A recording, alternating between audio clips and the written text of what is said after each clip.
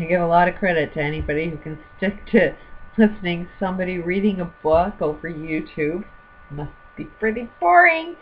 But the content is amazing. My reading skills suck. I realized that. I'd buy these books. Holodynamics.com.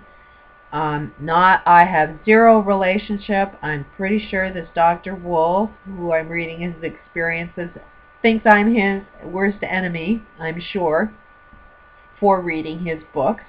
But I am actually his biggest fan. And he needs a little bit of tracking himself. He's just as screwed up as the rest of us. But he's human, and I love him for it. I wish he would have got these books out years and years and years ago. Wish he was a little better. I wish he was just as good at marketing as Deepak Chopra was. And then maybe he would have sold, if he would have tracked himself to be like Deepak Chopra and market all the millions of crap books that guy did. This is what would have helped us all if we knew it was available. So anyways, this is a girl being transformed to get healing her insomnia. We explored deeper into her relation. Well, I've read that part. At each point, I would stop and ask the therapist what they would suggest next. The story of the grandmother stopped everyone. They did not know what to do. For half an hour, we discussed the possibilities. One very talented therapist finally suggested the woman create an internal dialogue with her grandmother. The woman agreed, and the results were impressive. She felt such love and happiness that she could talk once more with her grandmother. It was touching to see her so overwhelmed with love. Still, this meeting with her grandmother and the internal dialogue did not seem to affect her insomnia. The therapists were perplexed. I then suggested we begin to apply holodynamic processes. Invite the facets who killed her grandmother into the dialogue, I suggested. The woman turned hard as stone and through clenched teeth said, "If you have anything to do with that fascist, I am out of here." There was silence in the room. The therapists recognized a hot spot, and they knew this was one with causal potency. I turned to the group. What would you suggest now? No one could suggest anything. It was as though the entire body of therapists was under a collective agreement regarding Holocaust dynamics. Their therapeutic input stopped as if they were asleep. It is therapeutically impossible to solve any issue which had to do with the Holocaust, said one therapist. Remember, I suggested, that every problem is caused by its solution. Then I turned to the insomniac. Could you ask your grandmother if she could have a dialogue with the full potential self of the fascist? Oh, I think that would be all right, the woman replied. Suddenly she jumped to her feet and began pacing back and forth in front of the group. We waited as she paced back and forth, exclaiming, "It can't be true. It can't be true. It just can't be true." Back and forth she paced. "It can't be true," she kept saying. "What can't be true?" I asked. Finally she stopped pacing, looked at me and said, "They are best friends." The group could not believe it either. "What is happening between them?" I asked. "They are best friends. I can't believe it," she declared. "Ask your grandmother's full potential self to explain it to you," I suggested. The woman wept openly, she said. "My grandmother says they agreed together before they came here." "What did they agree to?" I asked. "They agreed that he would kill her," she wept. "Why? What did they hope to gain from such terrible act?" I queried. Grandmother said it was the test of unconditional love. She says their love was so great for each other he agreed to be the murderer so she could learn to love her enemies without any reason but simply because she chose to love unconditionally. The woman turned red. Her body began to heat up. It was a physical sensation of burning. I could feel the heat coming from her body. It began to fill the room. "What is happening?" I asked.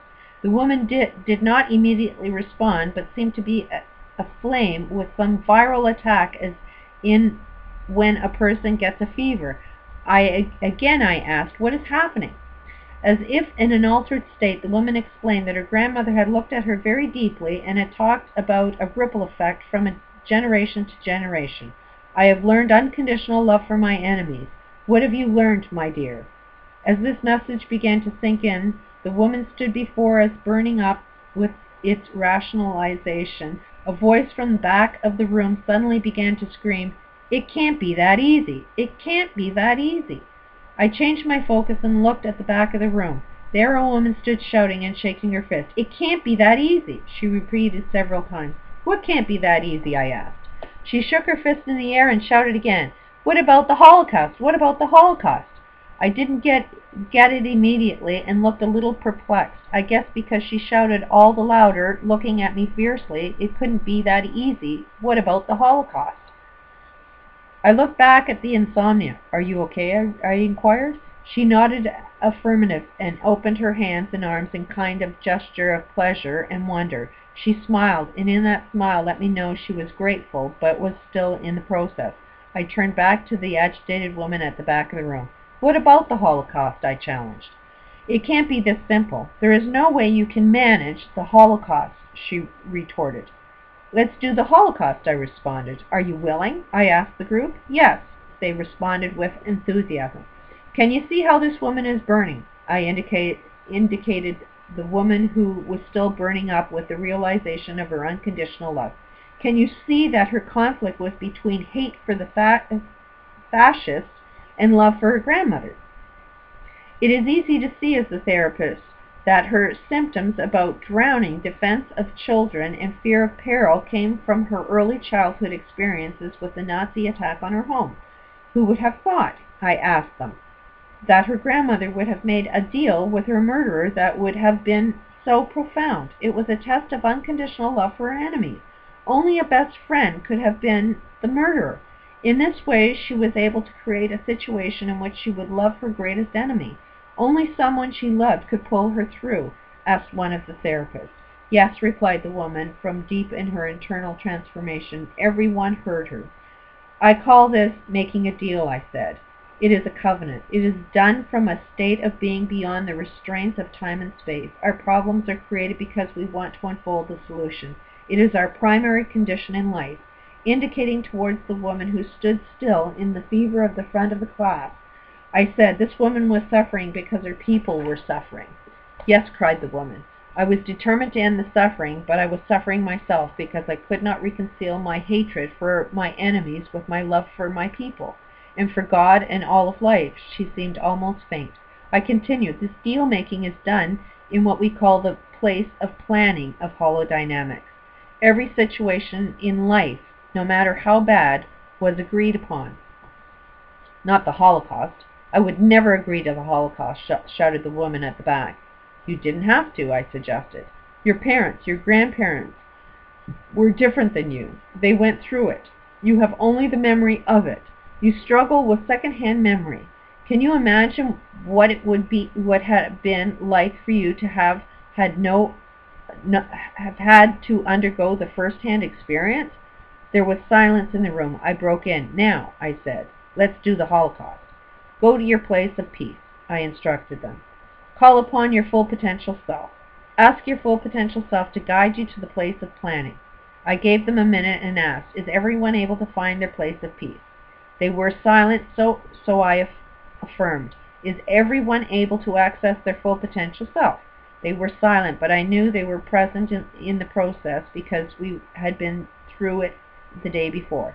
"Now can everyone be guided by their full potential self to their place of planning?" I waited, and they nodded, and they were ready.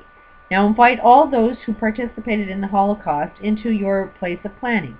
All the Jews at their fullest potential. Can you sense them? Now all the Nazis at their fullest potential and everyone else involved." Again, I waited. What do you experience? I waited a few minutes. Then everyone said, "Laughter." Several people started laughing. "It's a party," explained one therapist. "They're all celebrating their creation of one of the greatest games in history," explained another. Yes, come back, other responses. Then one therapist said thoughtfully, "Where in the world could you get one group of people to select themselves as a superior race, as in the German Aryans, I can't say the word, without anyone voting upon it, and then have the group come up against another who had also chosen themselves to be superior? The Jews chose themselves to be spiritually superior as the chosen of God. No one agreed or voted. When they came against each other, it became an ultimate battle. It is still going on, this game of proving which race is superior. The Nazis won the first round and annihilated all those Jews, summarized another. The conversation continued from one person to another, but the Jews made the Nazis the bad guys and won the second round by putting all Nazis on trial in front of the world opinion and by vowing never to forget the Holocaust. But the Nazis won the third round because their holodynes were transferred to the Jews, who now act like Nazis and seek to prove their superiority by physical domination over the Palestinians. The group was talking as if they were experiencing one mental process. They added an advantage from lessons out of the past. They control everything. Yes, said another. The Israelis control the news media and continually make the Palestinians the bad guys. It's true, responded another. They control the economics, politics, power supply, money, supplies, the economics, politics, power supplies, power supply, food, supplies, transportation laws, everything. The Palestinians have documented their atrocities of the Jews, but have not been able to arouse world opinion because the Jews control the news media all over the world, said another. It's all about love, replied another. The games created an unresolved conflict within the Jewish theology. How can we act like Nazis, killing, plundering, and the Palestinians, and at the same time never forget the atrocities of the Nazis? How can we both be abused and the abusers? How can we hate the Nazis without hating ourselves at the same time? Asked one therapist. We can't, replied another. We hate ourselves. We overcompensate by divinalizing our role in life. We became the people God chose. In that way, we have no personal responsibility for our crimes. It's a game, sighed another. One of the greatest games in history, declared another. How do you get out of the game? There was a long pause. I waited.